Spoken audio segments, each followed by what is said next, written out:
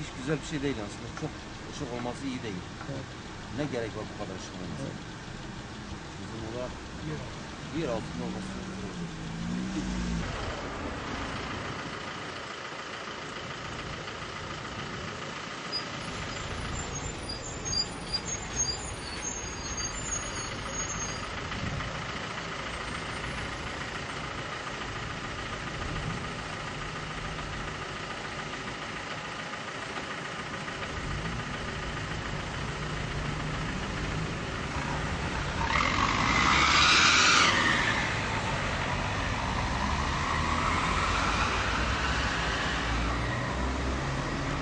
İleride iş yerimiz ileride geç kalıyoruz. Hı hı. Bu süre. Alt geçit istiyoruz. Alt geçit. Arabaların geçeceği alt geçit. Orada yeşil yanıyor, geliyor burada kırmızı yanıyor.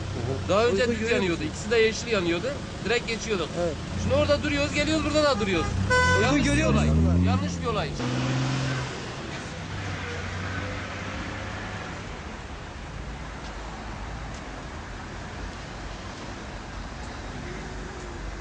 Herhalde gölgesiz memleketi diye düşünüyor, onun için o kadar bol ışık koymuşlar. Evet. Çözüm sadece bir altyapı düşünüyoruz, tamam mı? Alt üst geçit. Yani buradan benim köyüm 15 kilometre burası uzak, 11 tane ışık var. Her bir ışıkta bir dakika dursa 11 dakika ediyor. Yani bizim arabalarımız şu anda 100 bin lira yandıracaksa 200 bin lira yandıracak. Yani bu şeyden çok şikayetçi. Yani bu devlet buraya bir el atması lazım.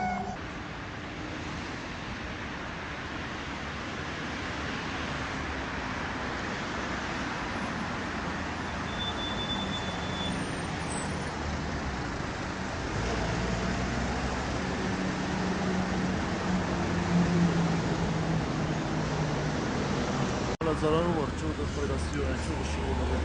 Nasıl yani çok duyuyoruz yani, trafikte çok engelliyor yani. Vallahi az olmasını öneriyoruz. Az böyle Çok az olmasını sorulması lazım.